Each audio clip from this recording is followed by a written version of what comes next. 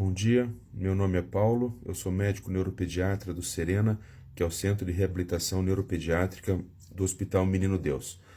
Ontem surgiu uma dúvida em uma das consultas que eu acho que é uma dúvida muito pertinente e que muitas pessoas devem ter a mesma dúvida. A mãe perguntou porque ela tem uma menininha com autismo, é uma criança de 3 anos, a criança está se desenvolvendo super bem, mas a dúvida dela era por que a criança responde a algumas perguntas e não responde a outras perguntas. Então, para que a gente possa, na verdade, entender isso, nós precisamos compreender um pouco mais, pelo menos basicamente, como que funciona a fala e o processamento da fala no cérebro. Então, veja, de uma forma muito simplista, o cérebro tem um pedaço, uma parte dele que nós chamamos de área de Wernicke, que fica mais ou menos aqui atrás, que faz você entender o que as pessoas falaram com você. E existe uma outra área que fica bem mais para frente aqui, que nós chamamos de área de Broca, que é a área que faz você falar propriamente dito, né? Então, quando eu estou falando agora, eu estou usando a minha área de Broca. Quando vocês estão entendendo o que eu estou falando, vocês estão usando a área de Wernicke. Então, quando você faz uma pergunta muito objetiva para uma pessoa, como por exemplo, qual o seu nome? Ela imediatamente na área de Wernicke aqui atrás entende o que você falou e a área de Broca, em milionésimos de segundo, ela processa aquele comportamento e ela responde, meu nome é Paulo. Ou se você vai pegar sua criança na escola, por exemplo, e você pergunta assim, filha, o que você comeu hoje?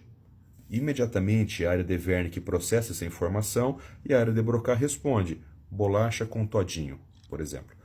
Então veja, quando você faz perguntas que são muito objetivas e que não requerem uma análise mais aprofundada, uma análise mais complexa daquela fala, a resposta ela é mediada por uma interação entre a área de Wernicke e a área de Broca.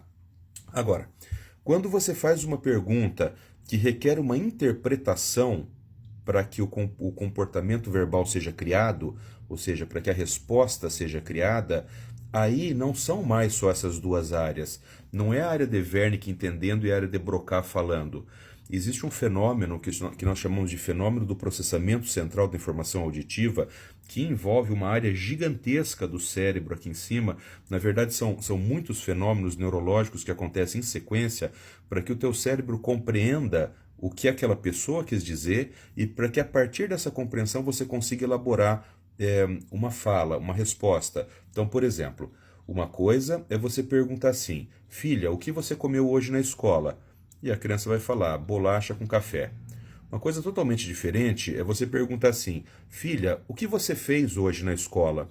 Porque quando você pergunta o que você fez hoje na escola, isso cria um emaranhado de possibilidades no cérebro da pessoa, em que ela tem que rememorar o que aconteceu na escola, selecionar algumas coisas que ela queira que você saiba, ordenar isso em ordem cronológica e aí então te responder. Portanto, essa pergunta, o que você fez hoje na escola, ou o que você fez ontem à noite, ela é uma pergunta extremamente complexa do ponto de vista de processamento da informação auditiva. E isso é muito importante da gente ter essa noção, porque uma criança que está numa fase inicial de treinamento de linguagem falada, nós temos que a todo momento reforçar o comportamento verbal dela. A todo momento nós precisamos mostrar para essa criança que falar é útil, que falar facilita a vida dela.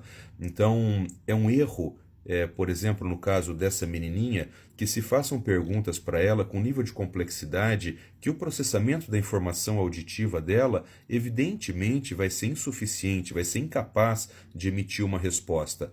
Então, nesse caso, filha, o que você comeu na escola? Ok, ela tem condição de responder isso. Mas, filha, o que você fez na escola? Ela não tem nenhuma condição de responder isso e isso é altamente frustrante. Então, o resumo: crianças que estão numa fase inicial do aprendizado da linguagem falada, elas não só têm dificuldade para falar de uma forma adequada, de uma forma funcional, mas elas também têm dificuldade de compreender uma fala mais complexa. Então, quando nós vamos falar com uma criança autista ou com qualquer outro transtorno de desenvolvimento, uma criança com deficiência intelectual ou até com atraso específico do desenvolvimento da fala, o tipo de pergunta que você faz, a forma como você se coloca como falante para essa criança é absolutamente fundamental para que o comportamento dela de ouvinte seja reforçado. Um abraço.